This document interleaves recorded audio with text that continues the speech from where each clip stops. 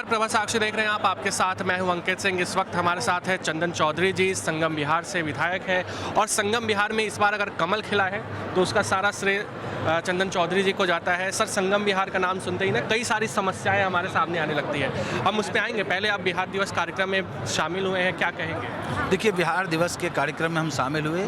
बिहार के सभी वासियों को उनके स्थापना दिवस पर बधाई देता हूं, सम्मान करता हूं। और पूर्वांचल और बिहार जिस तरह करवट लेता है, सत्ता उधर ही चलती है। जिस प्रकार से बिहार और पूर्वांचल वासी ने दिल्ली के मुखिया को, मालिक को हटा करके भारतीय जनता पार्टी की सरकार बनाई है, उसी प्रकार से बिहार में भी इस बार भारतीय जनता पार्टी और नीतीश जी के नेतृत्व में भारी से भारी बहुमत से फिर दोबारा सरकार बनेगी और विकास की ओर आगे बढ़ेगी। अब फिर संगम बिहार की ओर आते हैं। संगम बिहार में जो समस्याएं हैं उसको लेकर आप इस वक्त क्या कर रहे हैं?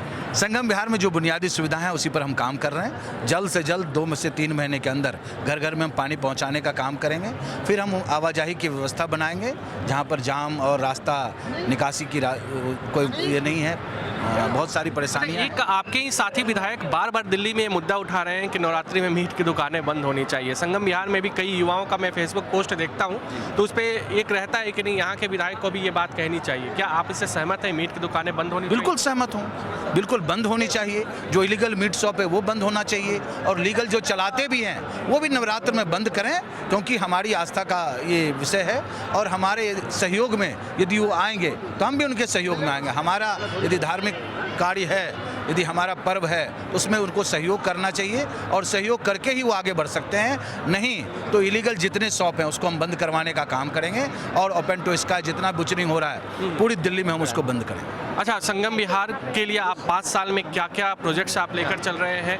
क्योंकि मैं खुद संगम बिहार गया था और देखकर सर, आज से 5-7 साल पहले भी मैं संगम बिहार जाता था। इस साल मैं चुनाव में भी गया था और मैंने जो स्थिति देखी, कुछ भी परिवर्तन नहीं था। मुख्य सड़क पे नाले पड़े हुए थे, पूरे पानी भरी हुई थी। आप क्या कर रहे हैं? देखिए, आपको आश्वस्त करता हूँ कि 1 साल के अंदर संगम बिहार की तस्वीर बदलने का काम करेंगे। सबसे पहले तो अभी 3 महीने के अंदर घर घर पानी पहुंचाने का काम करेंगे।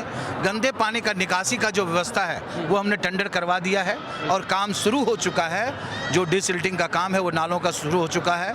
और जो हमारा रास्ता है, बहुत ही सकरा रास्ता है, उसको चौड़ा करके हम वहाँ के संगम बिहार वासियों का आवाजाही की एक सुगम व्यवस्था बनाएंगे।